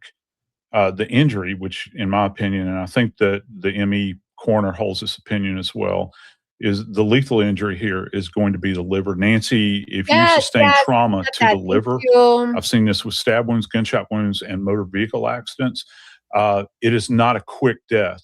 This is an agonizing death. The liver is very vascular. Didn't I fucking just say that? Rewind, go back, replay the shit. I'm not even a fucking expert. I said this shit 20 minutes. What do you mean 20 minutes? She arrived at 10:10. Then he texted at 10:30. She arrived at 10:10. Then he texted her at 10:30. Where are you? And then it says that within those, that she was already dead. How are you already dead in 20 minutes? No, I Googled the shit 2 hours, and here's an expert telling you it would have taken longer. She suffered. Baby girl suffered. She was bleeding out and suffering in pain. So don't fucking tell me no 20 minutes. I'm sorry. Next to the brain, it is the most vascular organ in the body. And so as she was laying there, having had this happen Quantum, thank you for joining. I appreciate it. Thank you. to her, where she is attacked with this weapon, and they're not being very specific here. We know it's sharp. Nancy, she would have bled out, or exsanguinated is a fancy term, but bled out into her abdomen. And it's not one of these things like a gunshot wound, all right, to the head or something like that. That's not what we're talking about here. It would have been a slow, agonizing death that she would have gone through. That experience specifically is enough to send a chill up and down your spine. Trey Lovell, veteran criminal defense attorney, trial lawyer, founder of the Lovett firm, joining us out of this jurisdiction. Now I see why the prosecutor is discussing the death penalty in this case. And yes, d4vd is over 18. That's the cutoff set by the U.S. Supreme Court. The death penalty will apply if it is implemented, if it is handed down by a jury. Trey Lovell, could there be anything more aggravating? That's a term of art. To prove the death penalty, the state must prove special circumstances, special aggravating circumstances. According to what the state says, they can prove in a preliminary hearing, he, David Anthony Burke, stood by and watched this little girl bleed out in a kiddie pool. They've got him busted buying on Amazon, for Pete's sake. Idiot.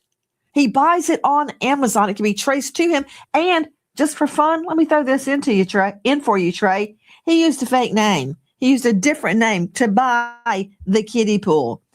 Look, I bought kiddie pools before. I didn't have to use a fake name for it. That's just another element of proof right there. Trey, what do you do with that? A kiddie pool. He watches her, stands there and watches her as she dies. That's cold.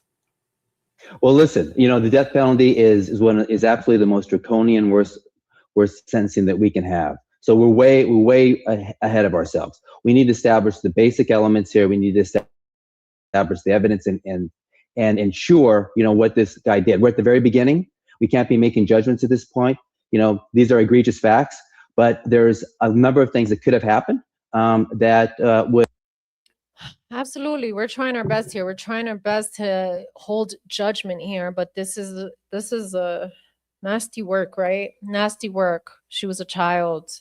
And on top of that, you have the sexual, charges on top of that. That's disgusting, and there's evidence of that. So all around, just horrible. It would mitigate the situation on his end, maybe not on somebody else's. So we're way ahead of ourselves in terms of talking about the death penalty now. Did you say mitigation? Look at her. Look at her. Look at that beautiful little baby. That beautiful little baby girl. Oh my God. They took that photo off right away. Let's play the gun. These are egregious facts, but there's a number of things that could have happened that would mitigate the situation on his end, maybe not on somebody else's. So we're way ahead of ourselves in terms of talking about the death penalty now. Did you say mitigation? Look at that cute. Did you say what? Was he a Cub Scout? What mitigation is there possibly out there that would reduce the fact that the state says in writing, this isn't a courthouse room or up and down the halls outside the judge's chamber. They put it in writing. They can prove he stood there and watched her, as Joe Scott Morgan says, exsanguinate, bleed out. He watched her die. These are allegations. Evidence has just started, and we can't get ahead of ourselves. Right, The death penalty. Right, absolutely. Like I get that. Like, how do you have evidence that he watched her bleed out? Like, how? That's a tough allegation. We'll see how the defense plays it, right? Is the most draconian sentencing we can have in California, and we've got to make sure, you know, that we meet the elements and we go forward. The death was horrendous, but we need to still tie him to it. There's still defenses they can have. So, you know, at this point, we can't be judging it. You know, we've seen one side of the evidence, that of the prosecution. The defense is just getting going. And I guarantee you, they will be poking holes in the evidence. They will have their alternative theory. We are just at the beginning. Straight out to Susan Hendricks, joining us, investigative reporter and journalist, author of a bestseller, Down the Hill, My Descent into the Double Murders in Delphi. Susan Hendricks, just the portion about him buying. I mean, we've got Amazon orders out the yin yang here, technical legal term, but he is busted buying a blue kiddie pool. And I know where the kiddie pool was used. It was hidden in his garage, his downstairs garage in that mansion that he was renting. Let's see a shot of the mansion. Maybe I can get a shot of the basement door. So the blue kiddie pool, the inflatable pool, was in the basement, and that is where she died. That is where she was rendered. My question is, isn't it true the state alleges he bought it on Amazon? I know, absolutely. And that's why what you said, Nancy, that brief is so key, because to me, it gives us a timeline. It shows us what he bought. You mentioned it, with a fake name. And to me, it says he changed his mind a few times. Out of the gate, buying a shovel. Did he use that? But the kiddie pool. Yeah, we said that. Is so horrendous. I wonder what his train of thought was, thinking, oh, I'm going to order this. We don't know. And this is so she won't. We don't know what his train of thought. Okay, so that's the camera. That's the ring footage. That's a camera where the ring footage we just watched that Steve picked up, showing his car being moved on July 29th. Here's the camera to that footage right here. And no, we don't know. We do not know what his train of thought was, right? It sounds like he was all over the place and not knowing what to do with her body. With, you know, it was amateur hour for sure. I mean, he purchased an incinerator, you know, so he was all over the place. And it looks like they have record of him driving to Santa Barbara and back twice in May. Bleed everywhere. It's horrific. And that's what the DA said, Hochman. This is a parent's worst nightmare. There is the shot, Susan. If you can look at your monitor, this is from our friend Harvey Levin over at TMZ. It's the parents' worst nightmare, 100%. Like growing up, I remember wanting to stay over my friend's house. Always. My parents would never let me stay. I never understood. I'm like, all my friends are always having sleepovers. I can never go to the it's always me not being able to go to the sleepovers. No, it's just, you never know until you're older what your family is trying to protect you from. There is the garage door down the side, the bottom level, the back side of the home. Okay, I'm looking at everything you're saying. You know, another thing that did not escape me to Joseph Scott Morgan, she was identified by her dental records. Mm-hmm. You and I know what that means. Yeah, and she's in such an advanced state of decomposition, Nancy, and that's critical. Actually, it was as a result, I think, probably to a great degree, of the orthodontic work that she had done. Remember, have you heard that vaginal estrogen is only for I don't know what's going on. Sorry. You know, ads and shit. This child had braces. All right, let that sink in just for a second. And because of those braces and the work that had been done, the orthodontic people would have had extensive records on her teeth. And I'm assuming also that they ordered these up pretty quickly. You've got a dentist that's cooperating with the ME in order to get her tied down, get this ID tied down as quickly as. This video this video here where she goes back to her families after being with David for some time, she even looks pregnant here, honestly. Possible. And it could be, I don't completely buy it. It could be that maybe from a sampling standpoint, the DNA was degraded.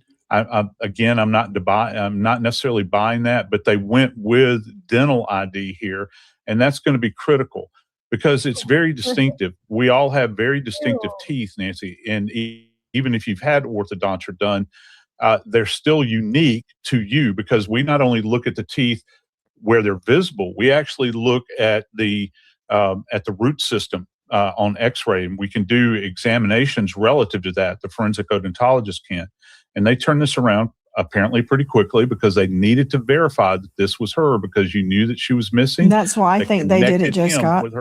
I think they used dental records because they couldn't wait on DNA. They already knew of Celeste Rivas' existence. They knew she was missing, and they wanted to get that dental match. They wanted to get an ID on the body immediately, and dental records were the fastest way to go. You're absolutely right. Back out to you. Susan Hendricks is joining us. I was just taking a look at all of the things this idiot ordered on Amazon. Hey, does this name ring a bell? Brian Kohberger ordered the murder.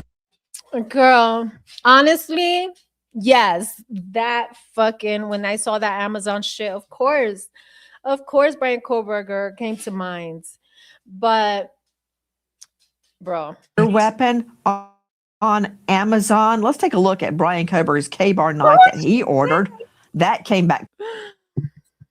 Nancy fucking came out with the K-bar knife. I'm dead. I am so dead.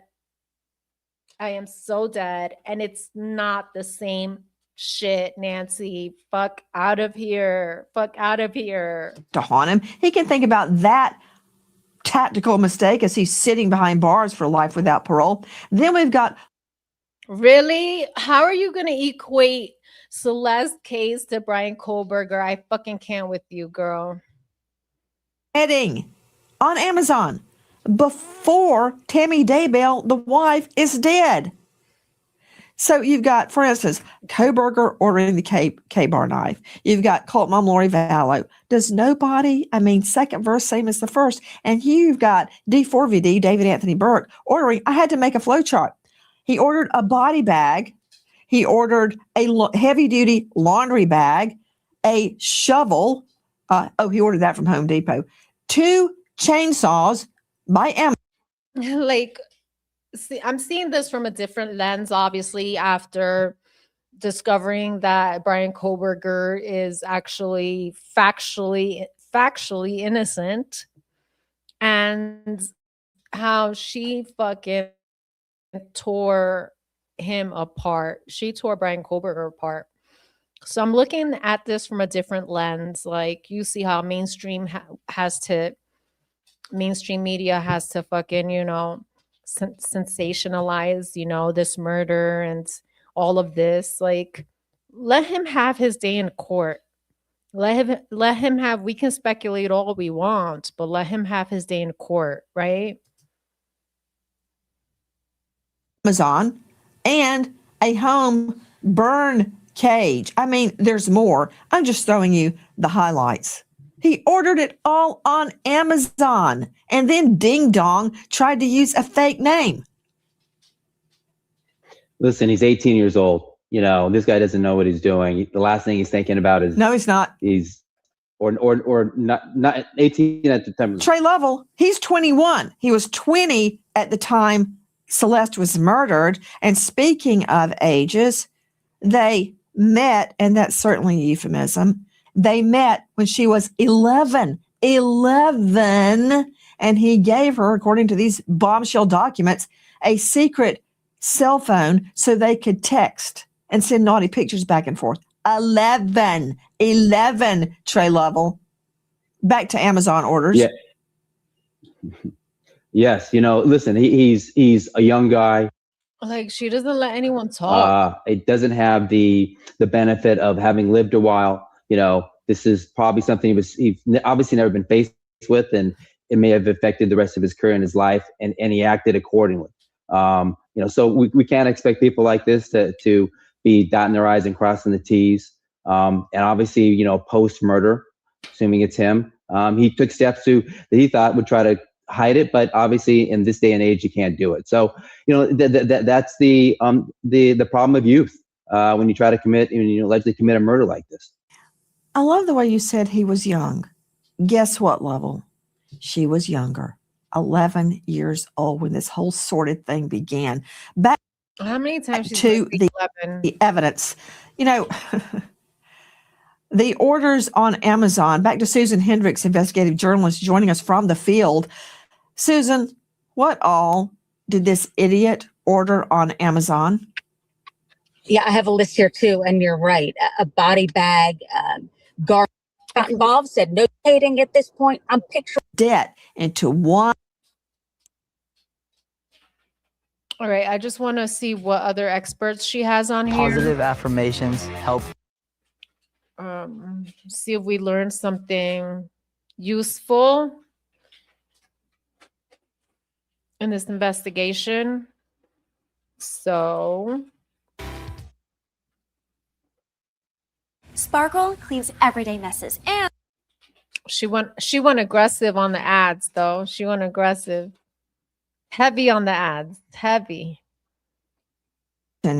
In the criminal justice system. She's the author of Mainlining Philly, Survival, Hope, and Resisting Drug Addiction.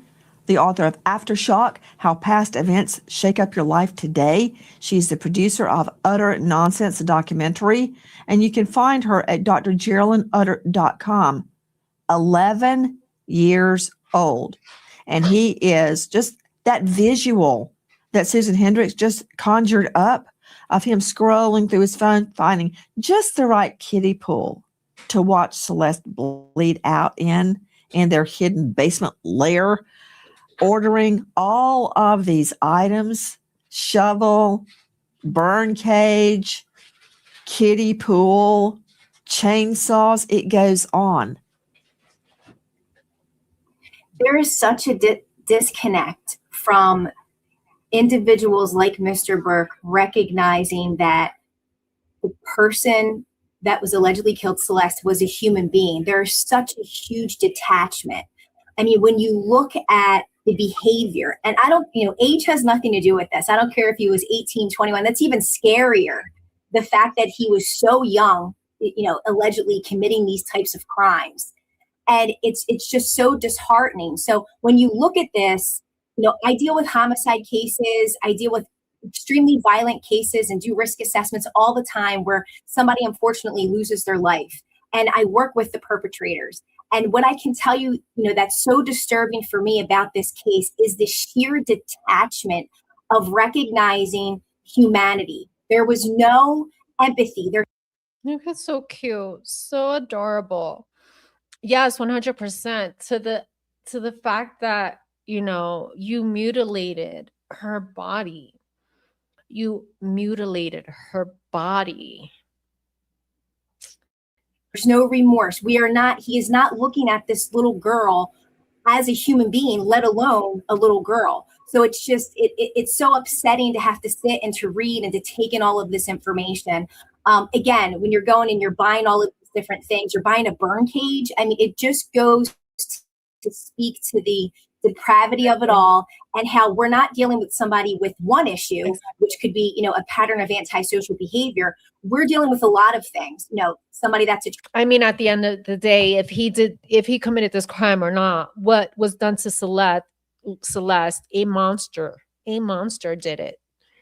A monster did it, whether it was him or someone else or other people. Attracted to children, violence, obsession with murder and death, and how you're going to hurt someone, watching someone bleed out. There's so much to this, right? From a personality perspective, it's just devastating, Nancy. You mentioned obsession with murder and death. Dr. Geraldine, I don't know if you've seen the visuals of his PR campaign where he is wearing bloody clothes, selling bloody clothes. Joining us now, Steve Fisher, special guest, missing persons private investigator, search and rescue specialist. the owner of Search Investigations. He was hired by the owner of that Hollywood Hills mansion where d4vd was renting at the time of the murders. And you are the first person to say the words fire cage or burn cage or home incinerator. What did you observe? We found the burn cage at the house after the search warrant was executed. It was, going back now, you can see it in images from live streams and videos that he took at the house. He didn't seem to have a care in the world that it was there for the friends to see. We found the chainsaw, and several. So you see this on live streams. I got to keep my eyes out. If you see this on the live stream, that's pretty sick, right? He didn't care. He was so obsessed with that little girl. It shows in his music and his videos. Shaking my head. I agree. I agree. Like, can we agree on that? Can we agree, like, even if he, I don't know if he's innocent or guilty to this crime, but can we agree that he's a fucking freak? Packages in the name of Victoria Mendez from Amazon, including the burn cage. Is there a Victoria Mendez? Not that we have found. It appears just to be an alias he was using. To Steve Fisher, before I get back to what we learned about her body, specifically why 2 of her fingers were cut off. You know what? Let me just go to Joe Scott right now. Joe Scott Morgan, remember a couple of nights ago that you and I were talking about 2 of her fingers on her left hand were missing, right? Some of the fingers were gone. And why? And they were never found. Never found. The rest of her body found in 2 separate bags, but her fingers were gone. They were amputated. Did you know that one of those fingers was the one she had his, d4vd's, name tattooed on? Yes, we knew, Nancy. We knew this. Like, Angel Soft. Come on, girl. Get with the program, Nancy.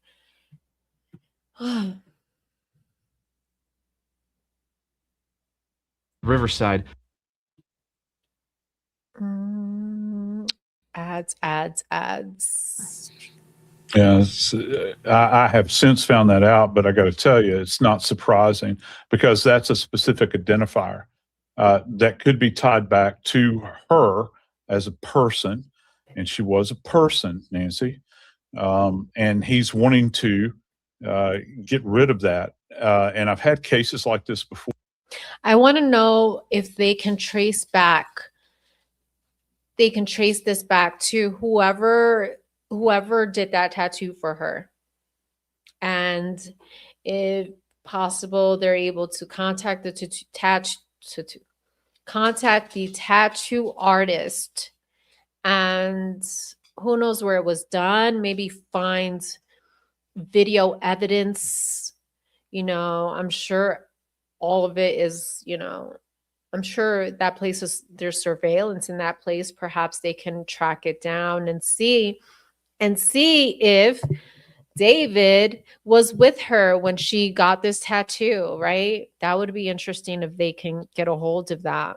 Or where we've had victims that are in an advanced state of decomposition, they've been dumped. I've had hands cut off, heads cut off, those sorts of things. And so, it's a feeble attempt, particularly in the face of modern forensic science, to try to keep these people unidentified, because it's always been my contention in any death investigation, Nancy, if you can determine who the person is, it's like the proverbial sweater that mom tells you not to pull the string on. You pull that string and this whole thing comes unraveled relative to it pointing back to this individual, Nancy. Hi, guys. Nancy Grace here. David Anthony Burke.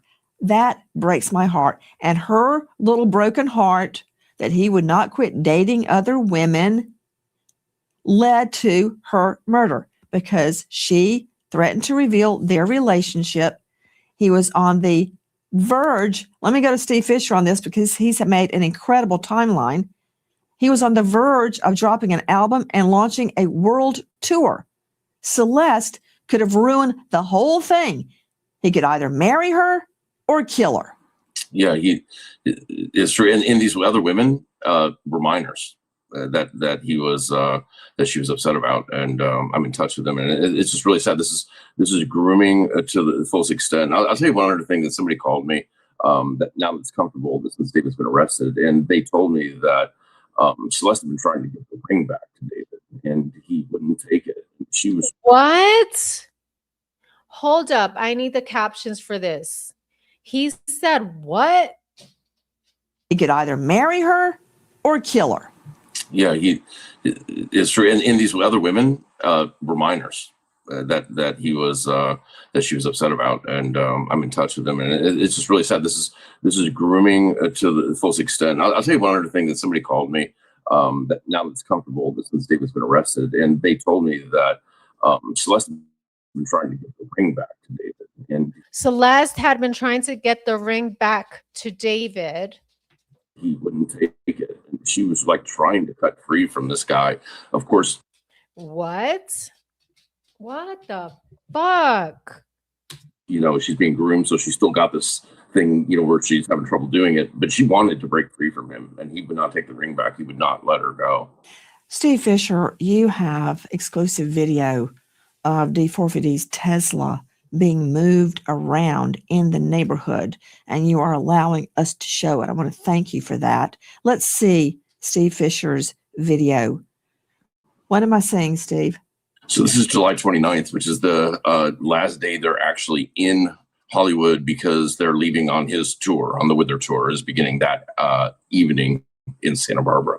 And this is the car being moved from the house. The house is right around where the car starts. It's right around that corner there. And it's coming down to where it wraps around to Bluebird.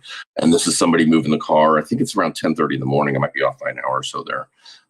But they have the window down. The car's super dirty. You can tell it hasn't been moved in an extremely long time. They did the windshield wipers once or twice to get rid of it. And it's a lighter skinned, person with wearing red, sleeves and a red type of jersey.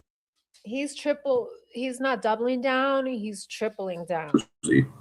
So sounds like Neo, one of his best friends, who has not been charged, who appeared at the grand jury, who is not a person of interest. He either pled the fifth or he got a deal, if we're being honest. Steve Fisher, what is the date of that video we're showing right now? July 29th, 2025. And this is the date. This is the last you're date. saying the windows were rolled down and it's coming out of d4vd's mansion. Do you believe that Celeste her body was already in the front trunk? Absolutely. Yeah. Yeah, Nancy, where you been? Like, where the fuck have you been, Nancy? What the fuck you think we're talking about here, dude? Yes, on July 29th, she was in there. I can't. I'm done with this stream. Yes. Why? Because they leave. This is the last day that the car is driven. They leave that evening, early in the evening, late afternoon, on a tour bus for the first leg of the tour, which starts in Santa Barbara, and ironically in San Francisco. And so this is it. They leave and they're not back until the search warrant. After the search warrant is executed. Now, somebody is back, not David, but somebody is in that house the day before the search warrant is executed, and we don't know. We haven't narrowed down the two people, but we don't know exactly who. But David and is out on tour and doesn't come back before she's found. What an idiot! All the digital evidence, ordering from Amazon, Postmates, Uber, where he lured her, according to these documents. I can't see this timeline she has again. I'm getting sick. So let's end it with use body bags, so she won't bleed on his floor. But guess what? He didn't get rid of all the blood, did he? No, I think that it's probably an empirical impossibility. You know why? Because she was rendered, according to what they're saying, Nancy, and I've worked cases. And they are some of the most brutal cases that you can encounter from a rendering standpoint. This is critical in the sense that, just let me give you one quick stat. A chick actually moves at anywhere from 12,000 at the top end to 15,000 RPM. That's revolutions per minute. What the ME is saying relative to the report, they're talking about how the edges are clean. And I had a lot of questions about this when I read the autopsy report, thinking about, well, that's probably reasons you're seeing this embedded plastic on the surface of these injuries. And one more thing here. They alleged that he had done this in the garage. Now, I don't know how thoroughly they were able to clean up, but they had to have recovered something. And Nancy, he himself, whoever the perpetrator was, would have absolutely been covered in all of this debris off of her body. Well, look at page 6, Joe Scott. Page 6. Inside the garage, detectives discovered evidence consistent with what happened to the victim's body, the rendering. Look at that, Steve Fisher. We're showing a shot of the party you first told us about, Steve. These are your photos. What happened? Somehow he is within 24 hours, out celebrating it. And what I don't understand, and maybe Joseph can speak more to this, can you even clean the scene up within this amount of time before he's at this party to the point where, LAPD, when they came out and did that search warrant, they didn't turn it into a major crime scene. They weren't in Tevic suits after they found some, they were only there a few hours. So I'm confused how he was able to clean it so well by himself and then have a party the next night that started at 9 p.m., not super late. So I still have a lot of questions after this affidavit or after. I've got a question about how he was out there partying after he just murdered and rendered a little girl, and he's partying. I mean, career before all. There was no way in HELL he was going to let a little 13-year-old girl destroy his world tour and his album drop. Oh, no. Well, that's the motive right there, you guys. I think I covered everything I wanted to get covered on this live today. Thank you, everyone, for joining, and I'm out of here. Peace out.